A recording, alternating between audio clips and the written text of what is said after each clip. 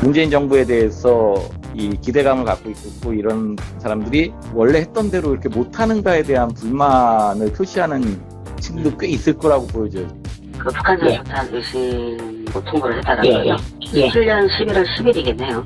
통관 분류가 그한테 됐다 그러면 당연히 그렇게 됐겠죠. 원산지가 불분명한 상황에서 86만 달러에 달하는 돈이 지급된 겁니다. 한국전력의 자회사인 남동발전이 북한 석탄을 사용했었죠. 몰랐다고 설명했지만 석탄 대금 86만 달러를 수입업체에게 지급한 시점이 또 논란입니다. 관세청이 출처가 의심스럽다면서 일부 석탄을 사용하지 말라고 지시한 이후에 돈을 건넸습니다. 황수연 기자입니다. 남동발전이 수입업체 H사에 돈을 보낸 영수증입니다. 지난해 12월 석탄 5천 톤에 대한 대가로 46만 6천 달러를, 그리고 지난 4월에는 39만 2천 달러를 보냅니다. 문제는 시점입니다. 이미 지난해 11월 세관은 북한산으로 의심된다며 조사에 들어갔고 진농호 석탄은 부두에 아예 발이 묶이기도 했습니다. 그 북한산 석탄 의심 통보를 했다는 거죠? 7년 11월 10일이겠네요. 통관 분류가 그한테 됐다 그러면 당연히 그렇게 됐겠죠. 원산지가 불분명한 상황에서 86만 달러에 달하는 돈이 지급된 겁니다. 문제는 미국의 독자 금융제재 대상이 될 수 있다는 겁니다. 미국 금융권에 대한 접근을 제한하기 때문에 기업으로서는 활동에 상당한 제약을. 미국이 지난해 개정한 대북제재법에 따르면 고의성이 없어도 금수 품목 반입 가능성에 대해 충분히 주의하지 않은 업자에게 주의 의무 위반으로 제재할 수 있습니다. 집권당인 더불어민주당의 지지율이 40%대 아래로 떨어졌습니다. 문재인 대통령 지지율도 일주일 만에 다시 최저치를 기록했는데요. 이민찬 기자입니다. 더불어민주당 지지율이 정권교체 이후 최저치를 기록했습니다. 지방선거 직후와 비교하면 20%포인트가 떨어진 37%로 40%대가 무너졌습니다.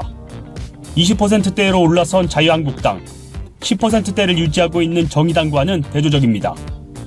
민주당의 큰 정치적 이벤트인 전당대회 기간에 지지율이 떨어지자 당권주자들 간 이전 투구 선거전이 지지층을 분열시키고 있다는 지적이 나옵니다. 문재인 대통령의 지지율도 지난주보다 2.5%포인트 떨어진 55.6%를 기록해 취임 후 최저치를 경신했습니다. 주요 지지층인 진보 진영과 부산, 경남, 호남의 이탈이 지지율 하락을 이끌었습니다. 최저임금 인상과 은산분리 완화 등 최근 정책 행보를 두고 지지층의 불만이 표출했다는 분석입니다. 문재인 정부에 대해서 이 기대감을 갖고 있고 이런 사람들이 원래 했던 대로 이렇게 못하는가에 대한 불만을 표시하는 친구도 꽤 있을 거라고 보여져요.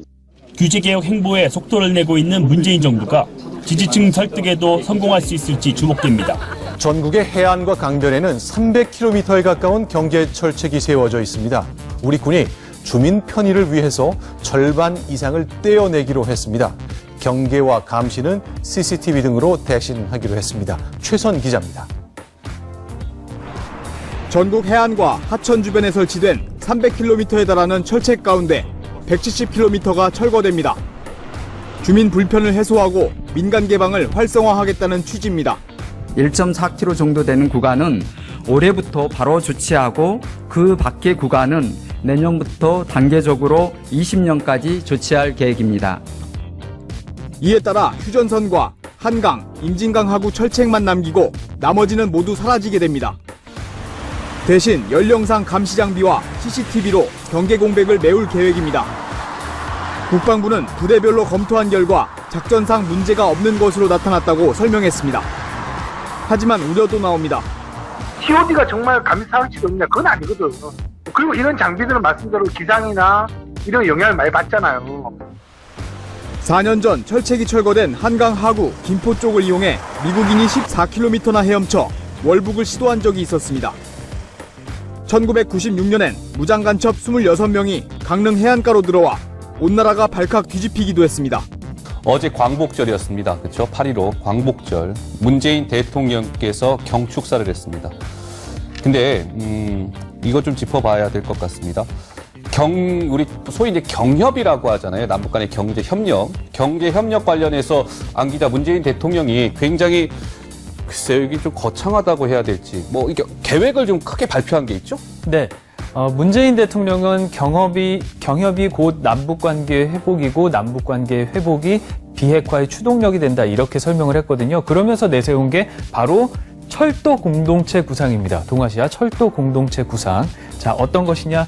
북한과 한국이 우리나라가 철도를 이어서 이렇게 쭉 중국, 몽골, 러시아까지 이어져서 유럽으로 넘어가는 한 번에 갈 수 있는 이 철도를 구상하자는 겁니다.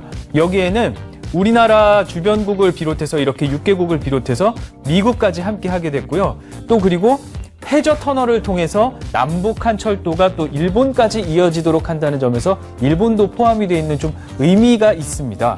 그런데 이렇게 경협 페달을 밟고 있는 문 대통령이 어떤 근거로 이걸 주장하느냐, 바로 170조 원의 경제 효과가 있다는 얘기를 하고 있거든요.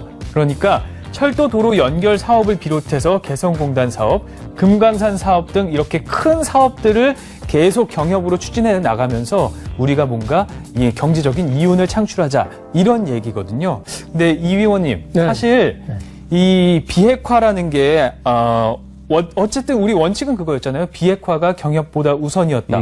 그런데 이런 지적에 대해서는 어떻게 생각하세요? 아까 좀 전에 그 철도 사업 그 화면으로 잠깐 들어갈 수가 있을까요?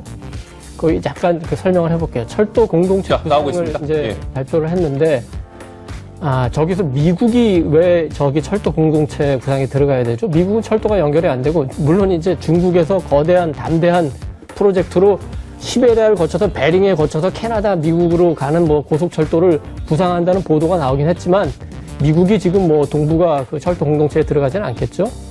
일본하고 저 해저 터널은 우리 정부가 계속 반대해온 거예요. 왜냐하면 물류 거점의 종점이 부산이 아니라 일본이 될 수가 있으니까요. 예. 그리고 사실 이 프로젝트 전체가 사실 제가 지난 정권의 통일준비위원회 언론자문위원도 했지만 계속해서 논의가 되는 게 새로운 게 아니에요. 문 대통령의 본심은 남북 철도를 연결하고 싶은 겁니다. 그렇지만 제재가 있기 때문에 다른 나라를 끌어들여가지고 이걸 해보고 싶은 거죠. 이제 그러면 그 비핵화하고 이제 그 경협 문제가 어떻게 되느냐.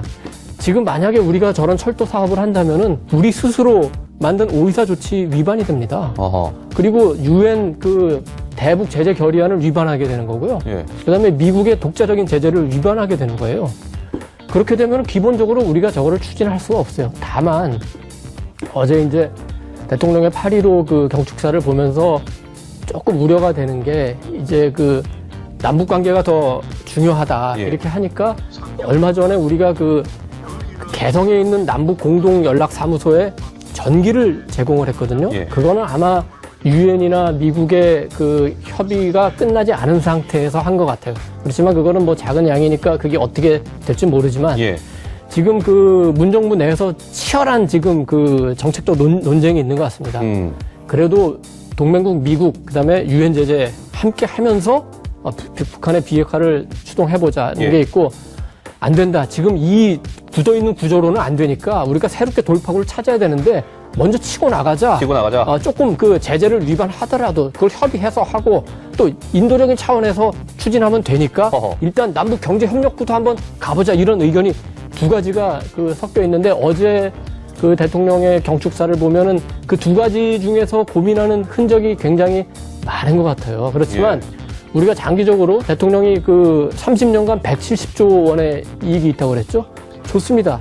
그런데 만약에 우리가 국제사회의 제재를 거부하고 남북 경협만 하게 돼서 우리 정부가 제재를 받으면 당장 내년 경제가 엄청나게 흔들리게 됩니다. 그래서 이런 부분을 지금 그 문재인 정부가 잘 알고 적절하게 조절할 필요가 있을 것 같습니다. 그리고 이제 평화가 경제다, 이렇게 이제 대통령이 말씀을 하셨는데, 경제라는 거는 신뢰가 곧 경제입니다. 서로 약속을 위반하고 서로가 믿을 수 없는 데서는 어떤 거래도 어떤 경제도 일어날 수가 없는 거죠. 그런 점에서 문재인 대통령이 지금 경제에 대해서 굉장히 압박을 받고 있는 건 사실이지만은, 글쎄요, 북한하고의 저런 이 170조의 경제 효과라는 거는 북한의 비핵화라든가 북한이 과연 믿을만하고 약속을 지킨 대상이었느냐, 여기에 대한 점검부터 시작해야 될 겁니다. 자, 그런데요, 경제협력 좋은 거죠. 남북한에 언젠가 경제협력도 하고 서로 잘 살아야 됩니다. 근데 이게 시기도 있고 뭐 이런 거 아니겠습니까? 그러다 보니까 어제 문재인 대통령이 저런 경제협력을 확대하는 경축사가 발표되자 미국 내에서는 바로 우려 섞인 목소리가 나오기 시작했다면서요? 역시 미국은 대북 제재를 중요하게 생각하고 있잖아요. 그래서 남북 경협 구상을 밝힌 날 바로 대북 제재 칼을 다시 꺼냈습니다. 대북 제재를. 네, 대북 불법 거래를 한 중국과 러시아의 기업 3곳을 추가 제재를 한 거죠. 그러니까 미국이 이렇게 제재를 하는 동안 또 미국 언론들도 함께 입을 모으고 있거든요. 어떻게 이야기를 하고 있는지 볼까요? 뉴욕타임스에선 이렇게 얘기했습니다. 북한의 비핵화 없이 너무 멀리 전진시키면 미국의 대북 정책에 오히려 반하게 될 것이다. 이렇게 이야기를 했고요. USA 투데이 볼까요? 경제협력 계획, 유엔 제재 조치에 심각하게 위반되는 사안이라면서 강력하게 반대의 목소리를 냈습니다. 알겠습니다. 우리 정부가 해결해야 될 과제일 겁니다. 북핵 문제를 푸는 데 있어서는 한국과 미국이 한 목소리를 내야 되겠죠.